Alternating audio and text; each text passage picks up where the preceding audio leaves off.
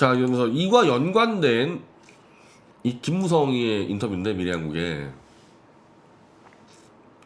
제가 지난주 하려다가 이걸 좀 놔뒀어요.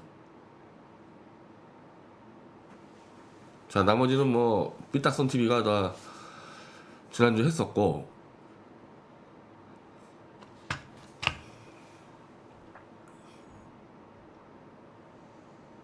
요 부분. 자, 이거 내가 탄핵을 2016년 11월 13일 날 주장했다. 그 이건 저에 대한 음해 때문에 제가 지금 설명드리는데, 그때 문재인, 안철수, 박전, 유승민 다 자진하야이겠다, 지금 그 얘기잖아요. 다 자진하야 그랬습니다. 그래서 저는 아마 11월 19일일 거예요. 11월 19일 날 그 황장수 방송에서 탄핵 절차 밟으라고 얘기한 게, 이때 대부분 다 자진하야하라 그러니까 죄가 있는지 없는지 탄핵 절차를 밟아서 한번 가려보자고 얘기한 게 제 주장이거든요.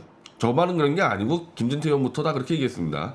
이걸 이제 이 박근혜 파리들이 저를 탄핵 주장했다고 선동하는데, 자, 김무성이가 11월 13일 날 주장을 했다는데, 문제는 당장 하야라고 얘기한 게 한참 전이에요. 한참 전. 10월 말부터 시작됐습니다. 10월 말부터. 그러면 무슨 얘기예요? 김무성이도 10월 말부터 11월 13일까지는 자진하야를 했다는 거예요.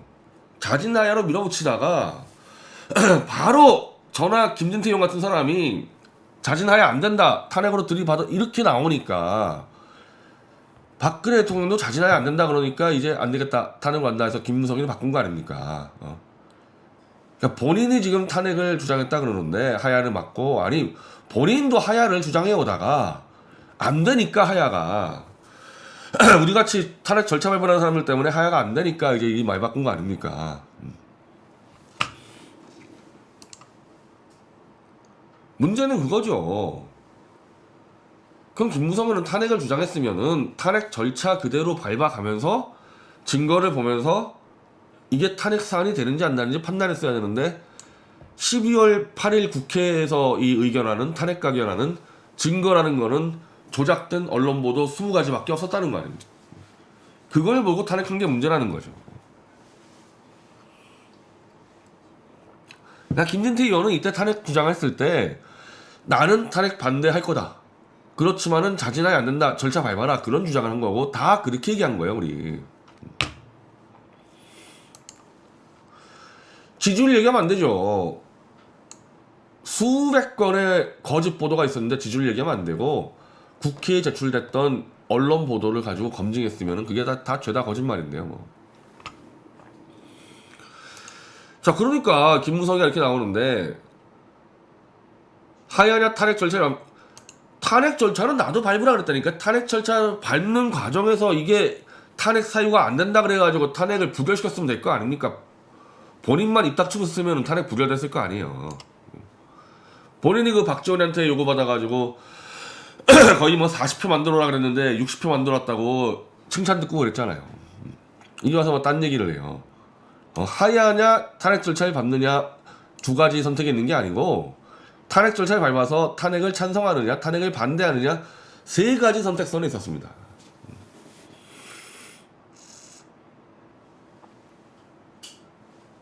자, 이거죠. 김진태 의원 나오네, 여기.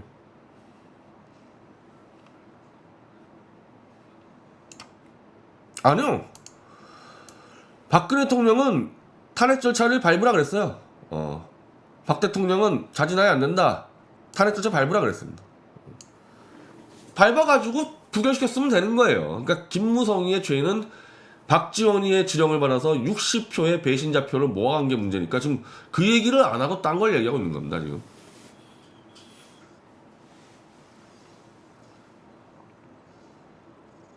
자, 그러나 저는 하야하지 않습니다. 박근혜 대통령은 탄핵 절차로 갈 수밖에 없고, 그러면 가결될 가능성이 높다.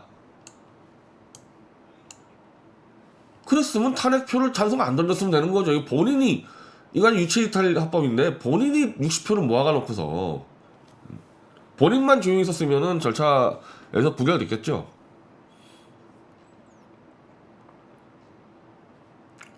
아까는 뭐 탄핵을 절차를 원하지 않는다면서요. 박 대통령 탄핵 절차 원했습니다. 예.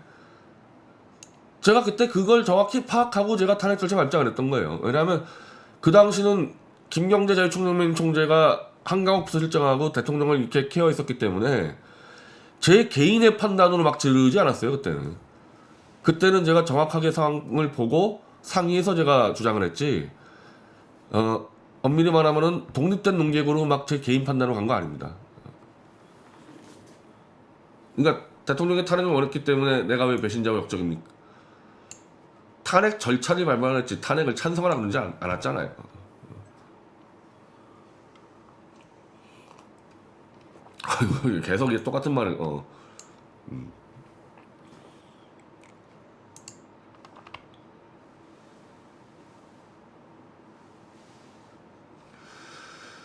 자, 국민 여론이 판단하는 것이다. 그렇지가 않죠. 탄핵은 형사소송법에 준해서 법적으로 판단해야지 국민 여론이 판단하는 게 아닙니다. 그러니까 여기서부터 이미 이거는 이 사람은 보수 정치에 자격이 없는 거예요. 100명 중에 한 명이라도 똑바른 증거를 갖고 얘기하면 그 사람 말을 들어야 하는 게 보수주의 가치입니다.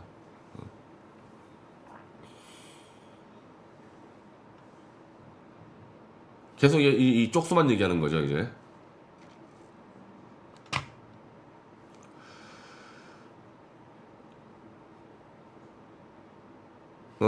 박근혜를 왕으로 생각하는 사람들입니다. 박근혜를 무르라고. 그거 제가 박 대통령 비판한 게 꽤 많이 있을 거예요. 박근혜 정권 때.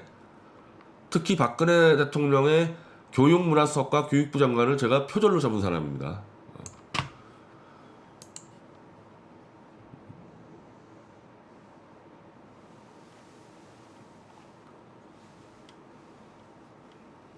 자, 대모대가 병무까지 올려왔다. 딱 나서서 기사 하나하나 반박한 다음에 이거는 탄핵 갈 수 없다 딱 했을 때 대모대가 병무까지 올려서 때려 부순다? 계엄령 선포했어야죠. 그러면은 계엄령 그러라고 있는 거 아닙니까? 김무성이가 나서가지고 계엄령 선포하고 본인이 같이 시대가를 쌓았으면 될 거 아니에요.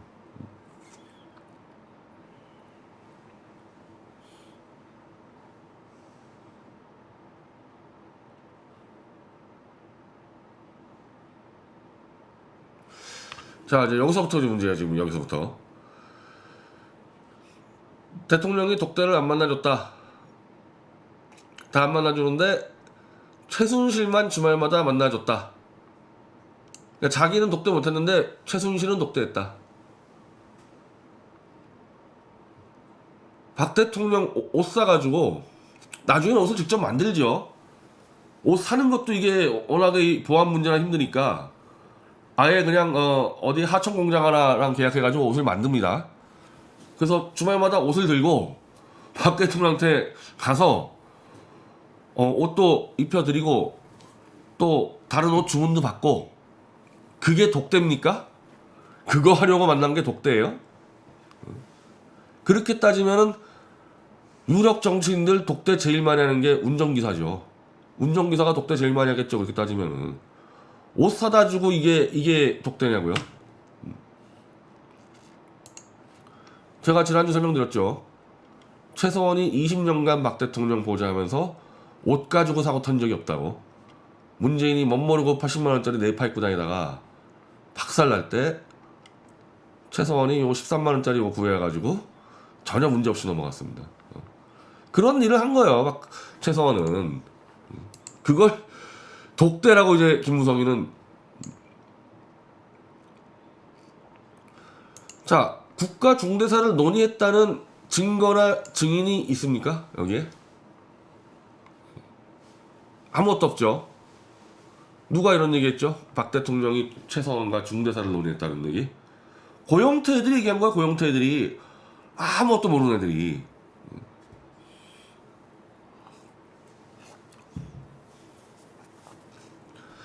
정호성 비서관이 유일하게 얘기한 거는 대통령이 좀 국민들이 좀 쉽게 이해할 수 있도록 연설문 같은 거 한번 좀 조언 들어봐라. 최서원에게. 그게 다예요. 그 이상의 국가 중대사를 논의했다는 증인도 없고 증언도 없어요. 그냥 고영태 일당이 그랬을 거라는 얘기죠. 그걸 지금 김무성이가 또 얘기하고 있어요. 지금.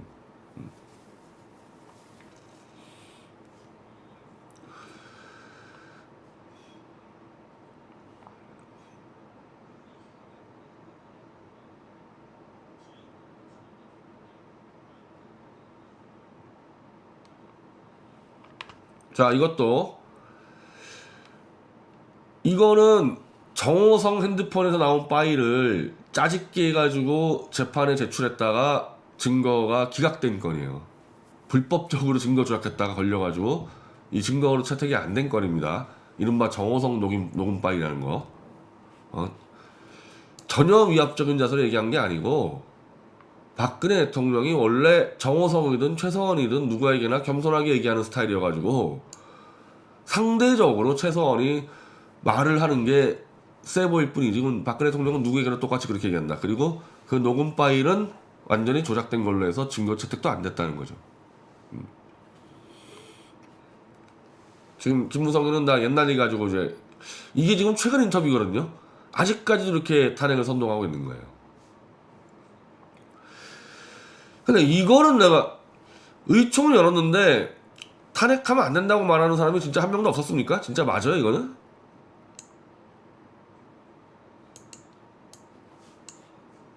아니 여기 이거 조원진 나 이거 이때 아무 말도 안 했어요?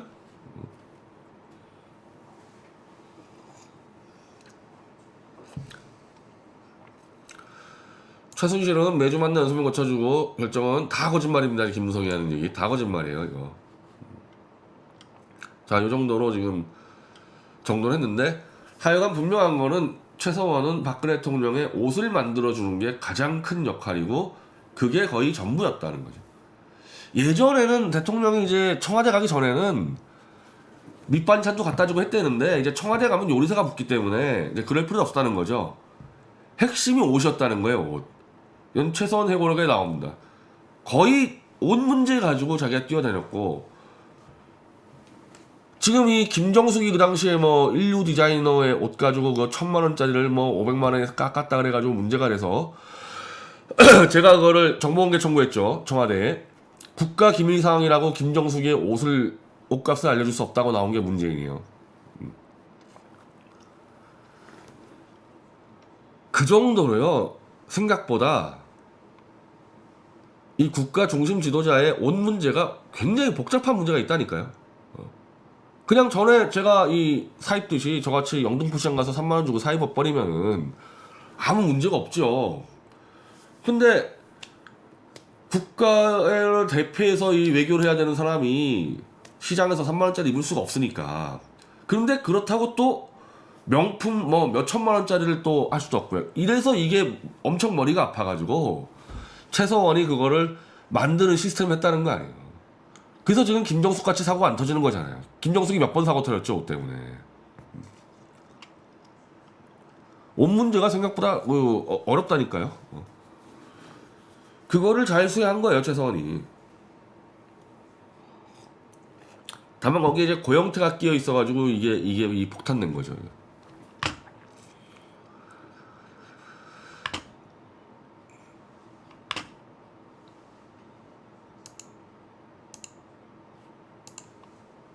자, 그리고 오늘은 이것도 사고 터졌죠. 문재인이 이거 의자 이거 대선 때 이거 800만 원짜리 의자 뭣도 모르고 이거 좋다고 사진 찍다가 그러니까 이런 거를 문재인은 김정숙이 챙겼어야 되거든요. 그래가지고 김정숙이가 이거 뭐 50만 원 주고 중고로 샀다 그러는데 그렇게 되면은 김정숙이 잘못 걸리면요 그게 뇌물이 돼버려요. 지난번에도 무슨 유명 디자이너 옷을 샀는데 뭐 디자이너가 반값을 줬다 그게 뇌물이 된다니까요. 어떻게 700만원 8만원짜리 의자를 중고로 50만원 주고 사냐고 이거.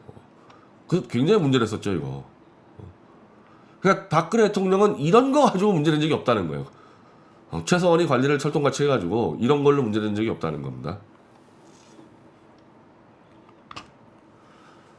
안경 하나도 60만원 64만원짜리 걸렸다는 거예요. 안경도.